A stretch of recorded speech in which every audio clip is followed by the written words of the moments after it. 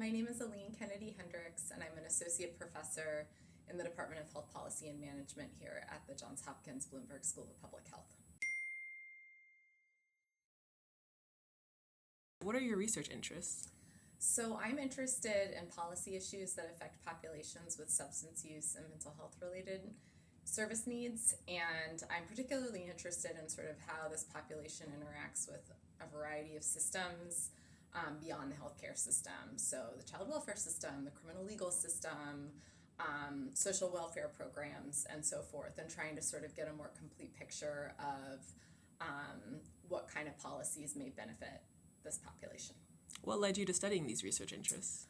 So I was doing my PhD at the time when drug overdose deaths surpassed motor vehicle crashes as the leading injury-related cause of death in the United States. And at the same time, I had people in my personal life who were being affected by this issue. And so it was sort of really resonant to me on multiple levels.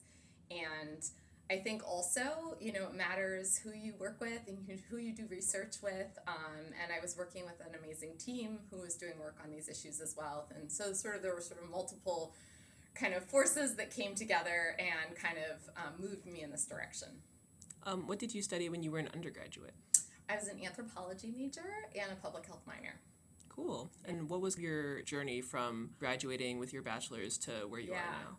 Yeah, so when I finished my bachelor's degree, I went to work at an organization called NORC, and it was an amazing first job. I had the opportunity to work on a variety of contracts with the government, primarily with the Department of Health and Human Services, to do work that involved kind of evaluating different programs that were being funded under this department and offering sort of technical assistance to kind of other entities that were involved in implementing health policies. So I had a lot of hands-on experience there that involved kind of doing research, but in a very applied way.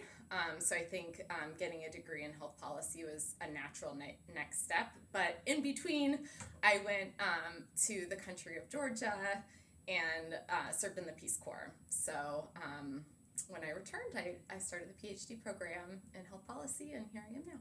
It was very cool that you did the Peace Corps. Can you tell me more about that? Yeah, so I lived in a region of Georgia that was on the border with its southern neighbor, Azerbaijan, and I worked in a school, so I worked with teachers on sort of different methods for teaching English and taught myself, and I was involved in kind of different extracurricular activities related to public health and health promotion, and so it was great. I learned Georgian, which is a very unique language.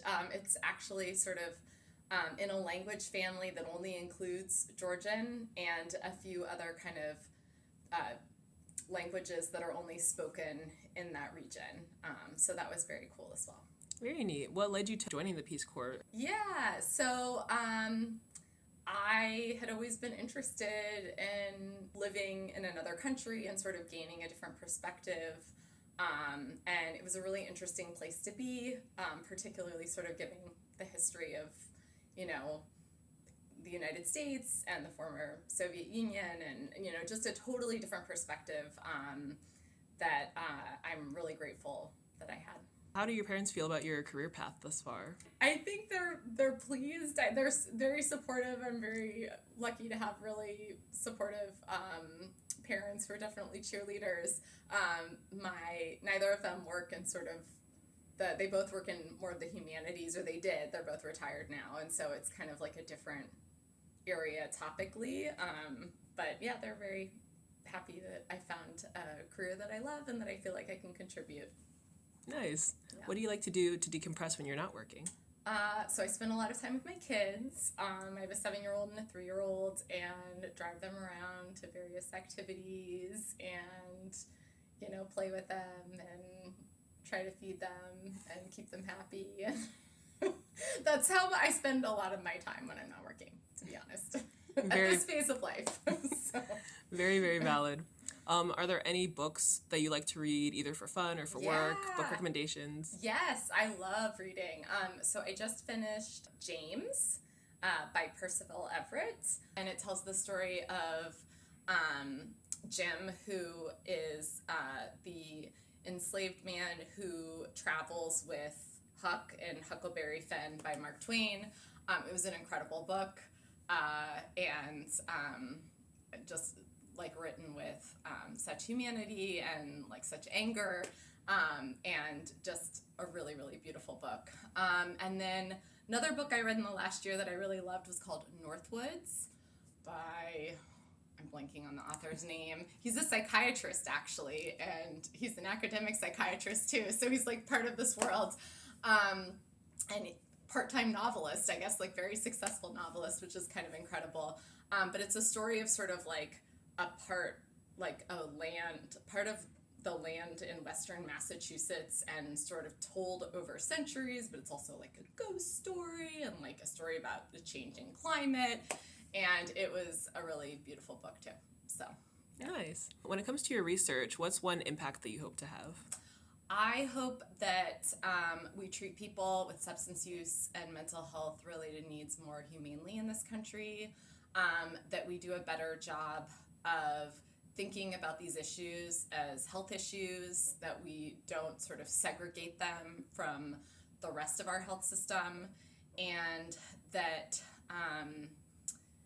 that we move away from the punitive approaches that we've often tried to resolve issues related with drugs and mental illness in this country that have not served people with substance use and mental health related needs well. Is there like an illuminating discovery that you've made thus far in your research? So one kind of, when I saw that this was one of the questions, one thought I had was like a kind of a hopeful study from a few years ago. This is an older study, but we did a nationally representative survey of primary care physicians back in, I think, 2019 on sort of how they think about issues related to opioid use disorder and its treatment and patients that they serve and sort of their interest in treating people with opioid use disorder. And this is important because our specialty substance use treatment system does not sort of have the capacity to serve everyone who needs treatment.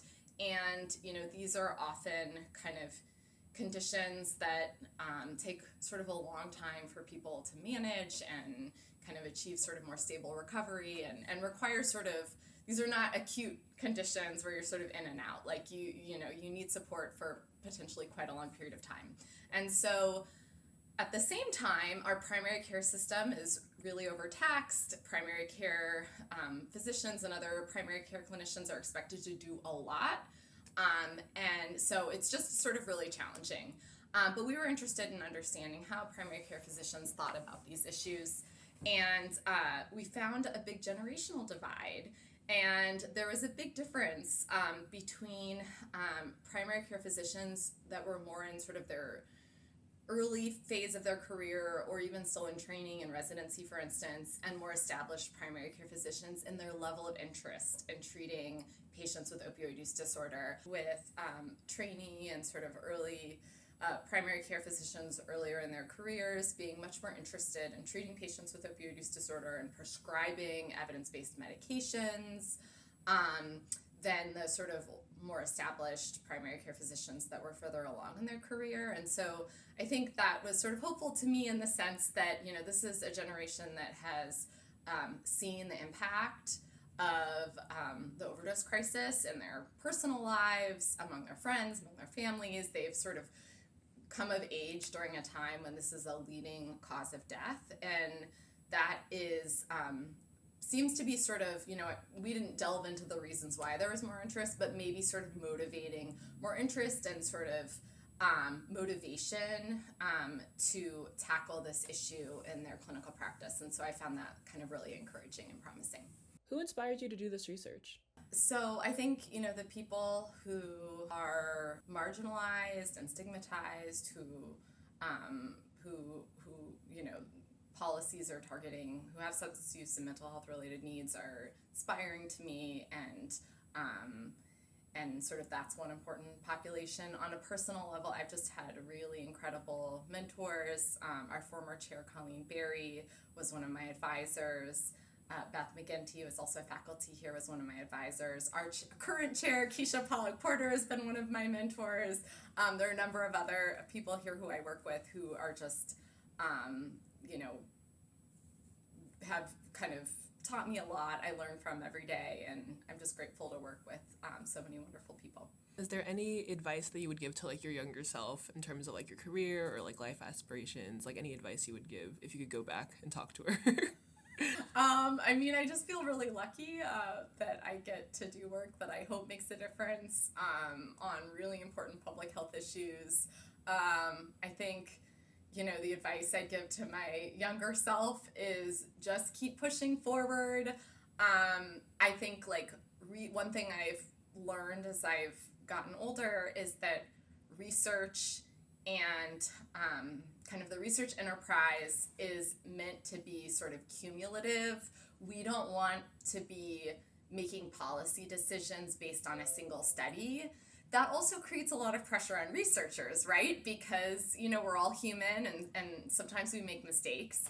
And so I think just reminding myself of that we are doing our very best to produce really rigorous science that we hope informs the policy conversation around these issues, but it's meant to be part of a broader body of evidence, and it's really important to build that evidence base.